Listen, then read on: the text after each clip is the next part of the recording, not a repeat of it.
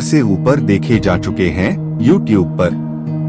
यह गीत कते जंगल कते झाड़ी केवल एक गाना नहीं है, यह हमारे गोंड समाज की जीवित परंपरा है, पूर्वजों की दी हुई अमानत है। जब गीत में बुआ की बेटी, मामा का रिश्ता, सगा, विवाह की परंपरा गाई जाती है तो ऐसा लगता है जैसे पहाड़ी कुपार लिंगों के शब्द फिर से जीवित हो उठे हों। यह गीत साबित करता है कि गोंडवाना की रीति रिवाज आज भी जिंदा है और जब तक यह गीत गाया जाएगा हमारी पहचान भी अमर बनी रहेगी। दोस्तों, आपने अक्सर सुना होगा कि आदिवासी समाज में बुआ की बेटी से विवाह करने की परंपरा है, लेकिन क्या आपने कभी सोचा क्यों ऐसा होता है? क्या यह सिर्फ गोंड समाज में ही है या और भी कहीं? और इस परंपरा के पीछे आखिर समाज ने कौन सी गहरी समझ छिपा रखी है? आज हम इस रहस्य को समझेंगे। गोत्र का बड़ा नियम। आदिवासी समाज की जड़ें गोत्र व्यवस्था में हैं। नियम साफ है, अपने ही गोत्र में विवाह करना मना है क्योंकि वह भाई बहन जैसा रिश्ता है। लेकिन बुआ की बेटी क्यों अलग है? क्योंकि बुआ शादी करके दूसरे गोत्र में चली जाती है, इसलिए उसकी बेटी अलग गोत्र की होती है और विवाह के लिए योग्य मानी जाती है। रिश्तों की मजबूती। बुआ और मामा का रिश्ता आदिवासी समाज में बहुत खास होता है। जब बुआ की बेटी घर आती है तो रिश्तों की डोर और गहरी हो जाती है। यह विवाह सिर्फ दो व्यक्तियों का नहीं बल्कि दो परिवारों का मिलन होता है। 3. विश्वास और सुरक्षा। अजनबी परिवार में रिश्ता जोड़ना हमेशा जोखिम भरा होता है, लेकिन बुआ का घर तो पहले से ही अपना होता है। उनके संस्कार, उनकी सोच सब पहले से परिचित होते हैं, इसलिए पति पत्नी अजनबी नहीं रहते, एक दूसरे को आसानी से समझ लेते हैं। यही वजह है कि झगड़े और टकराव कम होते हैं। यहाँ आप आधुनिक संदर्भ जोड़े। आज हम देखते हैं कि पति पत्नी के बीच झगड़े, मारपीट और तलाक जैसी घटनाएं बढ़ रही हैं, क्योंकि ज्यादातर विवाह अजनबी परिवारों में होते हैं। लेकिन हमारे पहांदी पारी कुपार लिंगों ने हजारों साल पहले ही इस समस्या का हल निकाल दिया था। उन्होंने ऐसे विवाह को प्रोत्साहित किया जहां पति पत्नी अजनबी न हो बल्कि पहले से एक दूसरे को जानते हों। 4. संपत्ति और समाज का संतुलन। पहले के जमाने में जमीन और खेती ही सबसे बड़ी संपत्ति थी। बुआ की बेटी घर आने पर संपत्ति और सम्मान दोनों अपने समाज में ही रहते थे। इससे समाज का संतुलन बना रहता था। 5. परंपरा और संस्कृति। यह विवाह सिर्फ सुविधा नहीं बल्कि परंपरा और धर्म का हिस्सा है।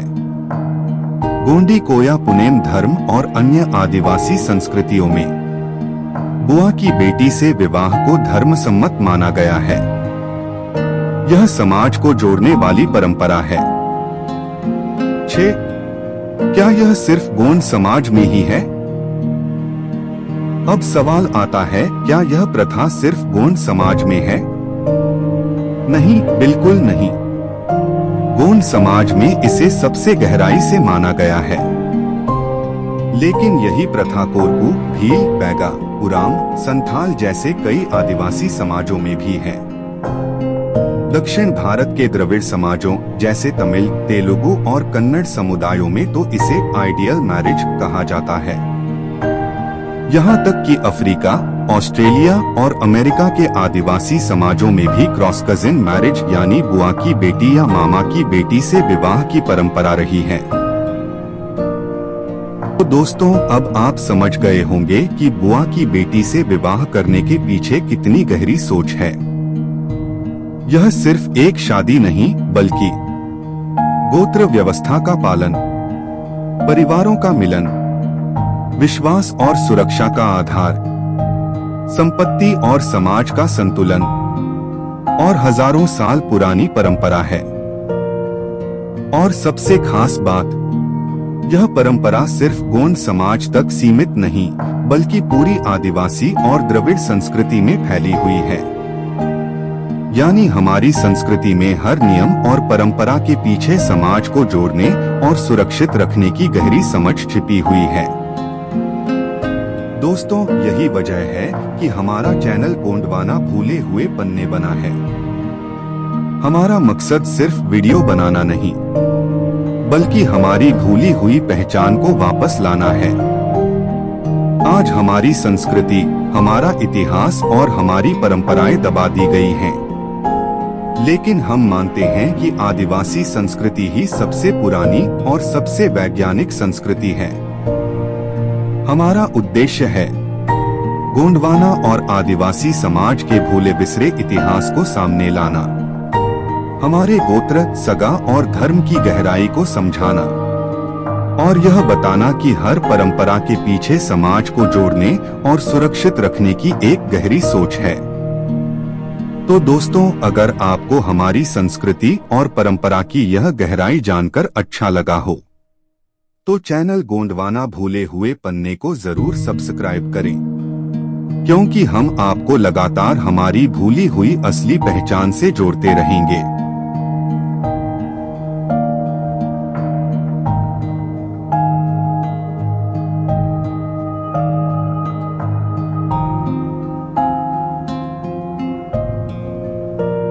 गोंड आदिवासी समाज का विवाह नियम इतना अद्भुत है कि इसे आज भी लोग समझ नहीं पाते।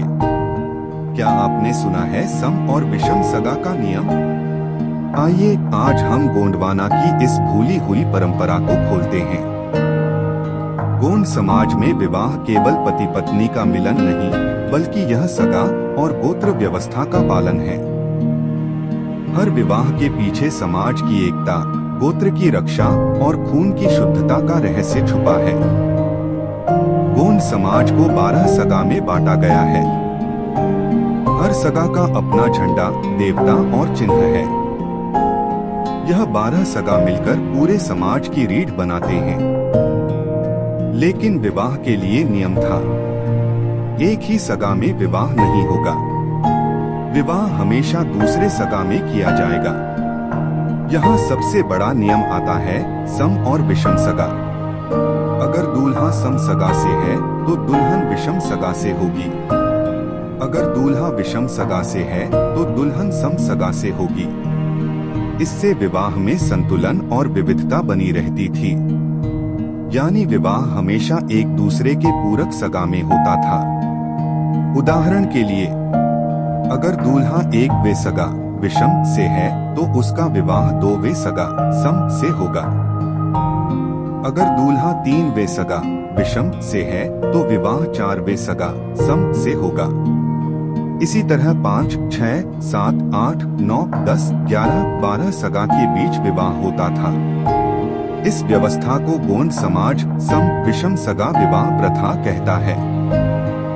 यह नियम सिर्फ परंपरा नहीं था, बल्कि इसके पीछे गहरा वैज्ञानिक और सामाजिक कारण था। सम विषम सगा का मेल खून को शुद्ध रखता था।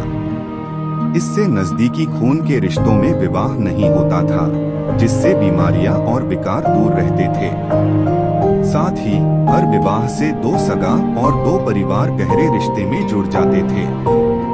इस सम विषम नियम के अंदर ही बुआ की बेटी से विवाह को भी मान्यता दी गई थी। बुआ की बेटी अलग सगा की होती है, इसलिए उससे विवाह करने पर सम विषम का नियम भी पूरा होता है और 2 परिवारों का रिश्ता भी मजबूत बनता है। आज का समाज देखिए, विवाह का आधार सिर्फ आकर्षण और सुविधा है। लेकिन गोंडवाना में विवाह का आधार सगा, गोत्र और संतुलन था। इसलिए रिश्ते लंबे, स्थिर और मजबूत होते थे। तो अब आप समझे गोंड समाज में विवाह क्यों इतना अनोखा था। क्योंकि यहाँ विवाह केवल 2 लोगों का नहीं, बल्कि सम विषम सगा का संगम था। यह संगम ही समाज की एकता, संतुलन और संस्कृति की रक्षा करता था।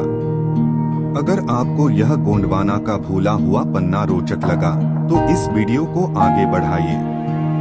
हमारा उद्देश्य है गोंडवाना की भूली हुई परंपराओं और दर्शन को फिर से जीवित करना।